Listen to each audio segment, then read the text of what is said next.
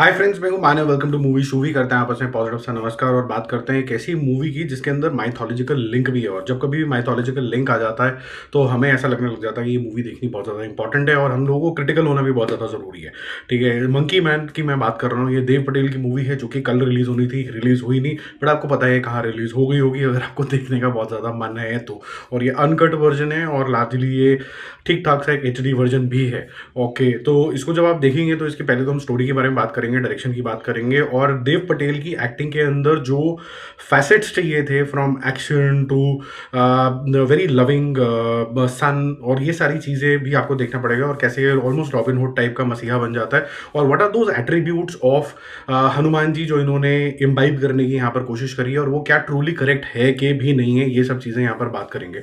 तो स्टोरी बड़ी सिंपल सी है कि एक बहुत ही इन्फ्लुएंशियल मुंबई के आसपास की एक कहानी है जहाँ पर आपको अपर क्लास, लोअर क्लास, उस तरीके की आपको बाइफिकेशन जहाँ पर दिखेंगे। जो बहुत ज़्यादा इन्फ्लुएंशियल पॉलिटिकल लोग होते हैं वो कहीं ना कहीं अपने स्वार्थ के लिए इवन पुलिस को भी अपनी जेब के अंदर कर लेते हैं, लाइक सिकंदर खेर का कैरेक्टर। और किसी न किसी दुर्घटना की वजह से जो गरीब हैं वो पीड़ित हो जाते हैं, और जब वो पीड़ित हो जाते हैं तो कहीं ना कहीं उनके परिवार जो हैं बिल्कुल बिखर जाते हैं और उनको बिल्कुल ही तिनके की मात्र समझा जाता है। और यहाँ पर उत्थान करने के लिए किसी एक हीरो का आना बहुत ज़्यादा ज़रूरी है। तो क्या ये हीरो राइज होता है यहाँ पर मंकी मैन बन के?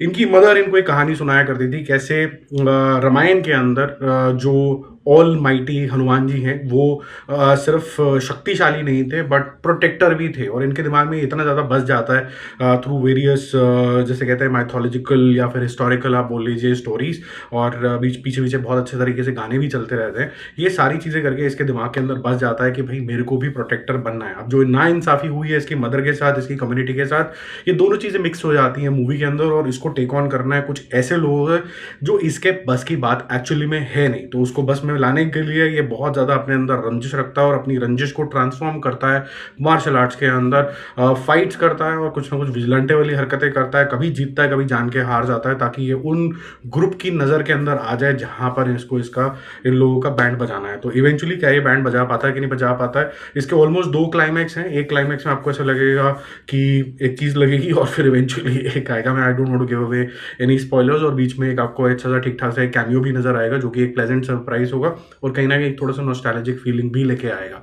बट हैविंग सेड दैट, जो मूवी का सबसे बड़ा विनिंग पॉइंट है वो एक्शन है, लेकिन उसके बारे में हम बाद में आएंगे। The second critical thing is I think कहीं ना कहीं जो बैकग्राउंड म्यूजिक है जो कहीं ना कहीं इंडियननेस का फ्लेवर लाता है, ट्रांस का फ्लेवर लेके आता है, म्यूजिक के अंदर एक अलग सा थंप लेके आता है जिसके अंदर हर किसी वेस्टर्न फील भी आती है।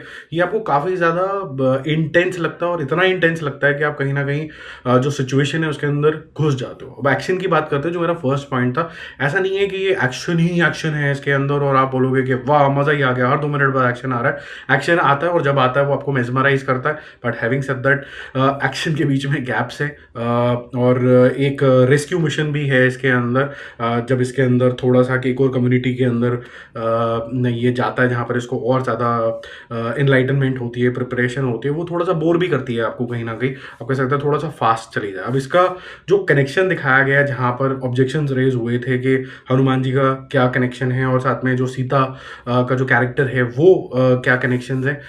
देखो, सीता का जो कैरेक्टर है वो कहीं ना कहीं आपको थोड़ा अजीब लग सकता है from the naming perspective, but जो कैरेक्टर अचीव करना चाह रहा है वो प्योरिटी अचीव करना चाह रहा है, उत्थान अचीव करना चाह रहा है। तो वो आपका पर्सनल व्यू पॉइंट हो सकता है, उसके ऊपर मैं कोई रिएक्शन नहीं दे रहा हूँ। हनुमान जी के ऊपर हाउएवर मेरा एक रिएक्शन जरूर है कि जहां पर आप उनको बलशाली दिखा रहे हो, जहां पर आप उनको प्रोटेक्टर ऑफ द कम्युनिटी दिखा रहे हो, आपको कहीं ना कहीं उनका एक और बहुत बड़ा एट्रीब्यूट है जो हनुमान मूवी के अंदर भी मिसिंग हो गया था कि ही वॉज द ग्रेटेस्ट तपस्वी एज वेल, राइट। तो जो उनकी एनलाइटमेंट थी वो सिर्फ मसल से नहीं थी, वो तेज जो है सिर्फ एक मात्र सोच से जो पर्वतें हिला देने का सक्षम वो रखते थे। वो एक जो एलिमेंट है बुद्धिमत्ता की, वो मैं देखता हूँ कि काफ़ी ज़्यादा मूवीज़ के अंदर यहाँ पर मिसिंग होने लग जाता है।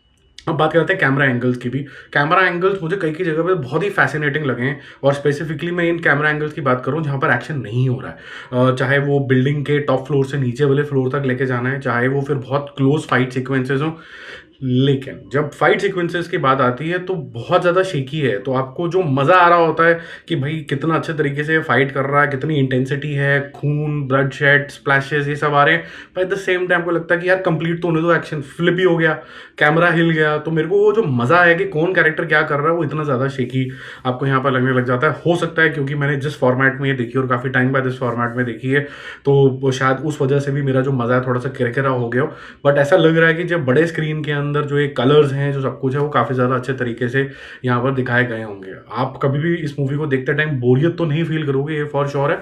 और कहीं ना कहीं आप देव पटेल का एफर्ट और जितनी उसने मेहनत करी है, उसके जो एक्सप्रेशन रहे हैं multifold, to remember his mother, to remember his purpose, remember his revenge, वो हमेशा आपको कहीं ना कहीं मुझे पर्सनली स्पीकिंग जॉन विक से ज़्यादा जॉन इब्राहिम की जो मूवी आई थी, एक मैं नाम भूल रहा हूँ उसका, उसके अंदर येलो उसका वो था नेल, वो काफ़ी अच्छी मूवी थी और उसके अंदर जो एक्शन भी था वो भी काफ़ी ब्रूटल था और वो नेवर डाइंग स्पिरिट के साथ था। और यहाँ पर भी आपको वो नेवर डाइंग स्पिरिट जो है वो अच्छी लगेगी।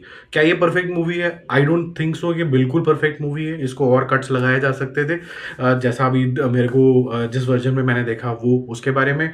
और क्या इसके अंदर आप माइथोलॉजी का जो एलिमेंट है उसको और डीपर स्टडी कर सकते थे? बिल्कुल कर सकते थे। और क्या आप इसके अंदर विलन्स को और पावरफुल बना सकते थे, except the fact they have got too many men. जो उनकी जो रूथलेसनेस है, सिर्फ एक्शन से नहीं बट उनके बिहेवियर से, जब आप वो स्क्रीन पे आए तो आपको उनसे घिन होनी शुरू हो जाए, एक्सेप्ट लेट्स से सिकंदर के, वो भी थोड़ा सा आपको थोड़ा सा मिसिंग लगा। और at the end of it जो इसने काम किए, जितनी कन्वीनियंट से ये ब्रोथल चला गया या फिर ये किचन के अंदर एंटर हो गया, कहीं ना कहीं आपको लगेगा कि थोड़ा सा कन्वीनियंट हो गया है मामला। आप जिनके साथ डील कर रहे हैं वो काफ़ी ज़्यादा स्मार्ट लोग हैं, तो कहीं ना कहीं क्रिएटिव लिबर्टी ली गई है, बट वो मूवीज़ में क्रिएटिव लिबर्टी होती है तो उसको मैं ज़्यादा बड़ा पॉइंट मानता नहीं हूँ। आप जब भी ये थिएटर में आएगी, होपफुली ये बिना कट्स के आए, तो आप इंजॉय तो फॉर श्योर करोगे और ये भी अप्रिशिएट करोगे कि काफ़ी एफर्ट गया है फिजिकली इसके अंदर और बहुत अच्छा एक्शन लग रहा है कि एक ट्रेंड इंसान फ्लिप्स मार रहा है, मार्शल आर्ट करने की कोशिश कर रहा है। इंडियन फॉर्म ऑफ कोई फाइटिंग मार्शल आर्ट वगैरह इस तरीके का तो मुझे नहीं लगा, बट जो भी यूज़ किया गया है वो इफेक्टिवली यूज़ किया गया है। बाकी हम जल्दी मिलेंगे और रिव्यूज़ और अपडेट्स से। Stay connected, bye bye.